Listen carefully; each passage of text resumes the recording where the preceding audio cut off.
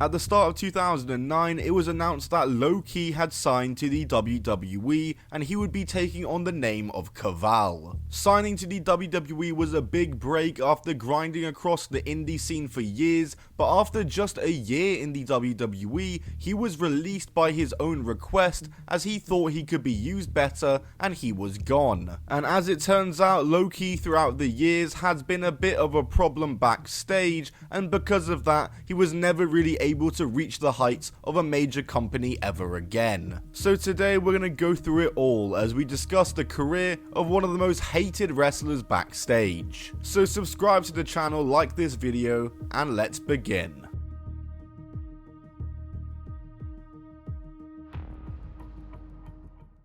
Low-Ki would make his wrestling debut in 1998 and would start wrestling around his regional indie promotions in New Jersey, New York, and surrounding territories. He'd start to rise through the indie scene fairly quick though, even making some jobber appearances for the then WWF in the year 2000, and then in 2001, he was involved in All Pro Wrestling's King of the Indies tournament, where he finished runner-up, losing in the finals to none other than American Dragon. Then the next year in 2002, was the year that Ring of Honor was founded, and Low-Ki was an original member of the roster as he was part of the first ever Ring of Honor show in February 2002, winning in the main event against Bryan Danielson and Christopher Daniels, and then 4 months later in July at the Crowning a Champion show, he would win and become the first ever Ring of Honor champion in the main event as he bested Daniels, Doug Williams, and Spanky. He'd defend the title successfully the next month against AJ Styles, but then lost it to Xavier in September. During this time, Low-Ki had also been working for TNA as he was working their first ever shows as well,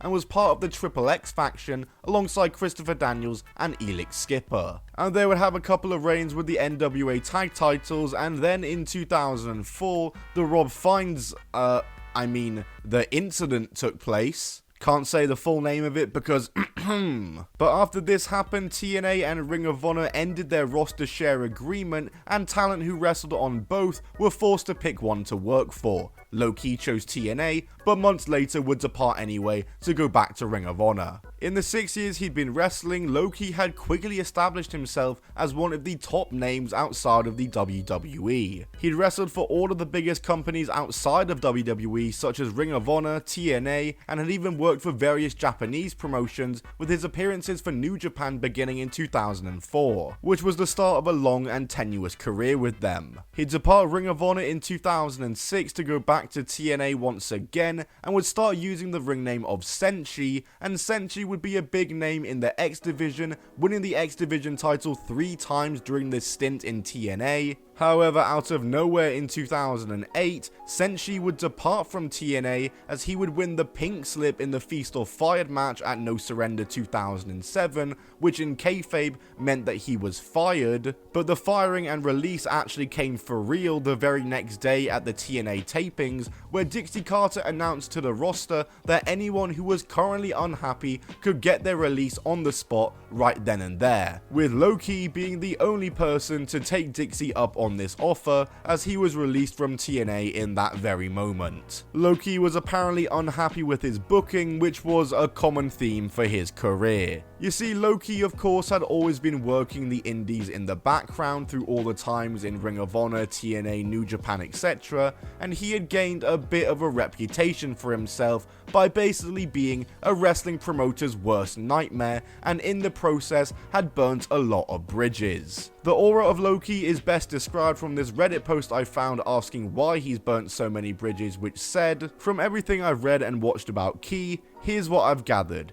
He doesn't have an off switch. He's always on, always kayfabe, and is always pissed about his gimmick, how he's booked, who he loses to, how he loses, etc. Basically, a booker's nightmare." Essentially, in other words, Low-Ki had gained a reputation as being a mark for himself, and that can kinda be reinforced by the way he left TNA and various stories of him refusing to lose to other wrestlers, with one of the most notable cases of that being when he refused to lose to Claudio Castagnoli in PWG, which got a reaction of pure bewilderment and heat on Low-Ki himself. In 2009 though, despite this all, Low-Ki was signed to the WWE, and this was his big break. He'd start out in FCW and was called up to the main roster in 2010 to be part of the second season of NXT, back when it was a weird game show. He was given the ring name of Kaval and would be paired up with his pros, which would happen to be Michelle McCool and Layla,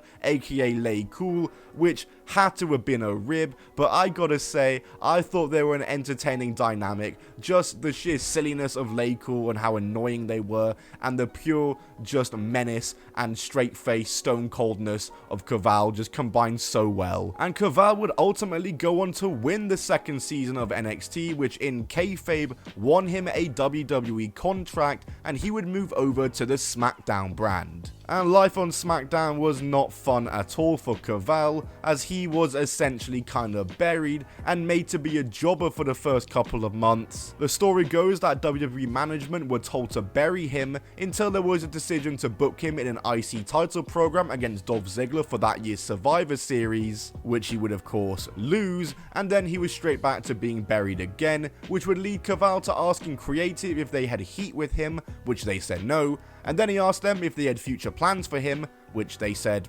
no, and he later then asked for his release, and they would say yes, and Kaval would officially depart from the WWE on December 23rd, 2010. It was a less than stellar WWE run, and WWE truly did go out of their way to bury Kaval for pretty much this entire SmackDown run. I won't deny that he was definitely being wasted in WWE, but the fact he left so quick into his run is once again just a common Low-Keyism. Low-Key would of course return back to the independent circuit and back to Japan. He'd established himself as a top name in New Japan, winning the IWGP Junior Heavyweight title, but back on the American indie scene, Low-Key was right back to finding himself as the center of conversation every time he wrestled, and there just always seemed to be incidents involving Low-Key, such as the time when he knocked out his opponent in his Evolve debut in 2012. Low-Key would retire at the end of 2013 after burning the bridge with All Japan Pro Wrestling by accusing them of not covering his medical issues like originally agreed to, and like I said, he retired because of this, but obviously this is Low-Key. He returned just a few weeks later to wrestling.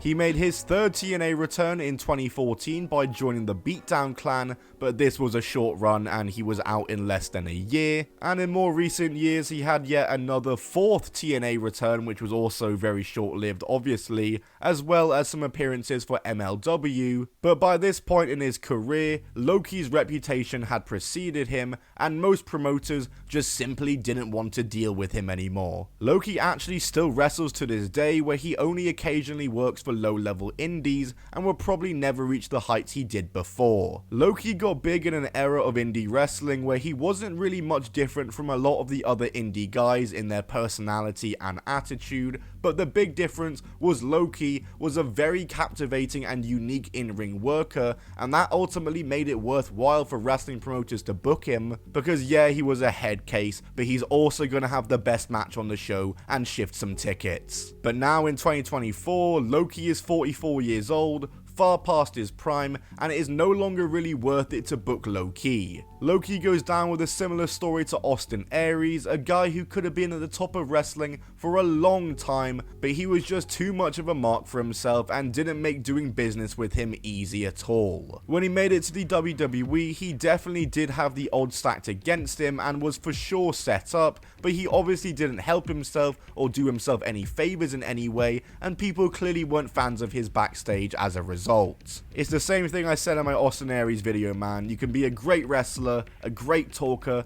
put on the best matches every night, but if you're a dick and nobody wants to work with you, then you're simply just not gonna get far. Regardless though, Low-Key remains one of the more interesting cases of wrestlers who just treat wrestling a bit too real, and just has so many infamous stories and moments from across his career, which is something that can't be said for a lot of wrestlers outside of major companies. Like, I mean, just go on YouTube and search for any shoot interview about Low-Key. I guarantee you, your favorite wrestler has a story about Low-Key. But guys, that's it from me. Let me know if you enjoyed this video talking about the career of Low Ki. There's so much more to delve into. This guy has so many stories about him that I can't just cover all in today's video. Regardless, like the video if you enjoyed it, subscribe for more wrestling content, comment down below what you want to see next and what you think of Low Ki's wrestling career. We'll see you all in the next video. Goodbye and keep on rolling.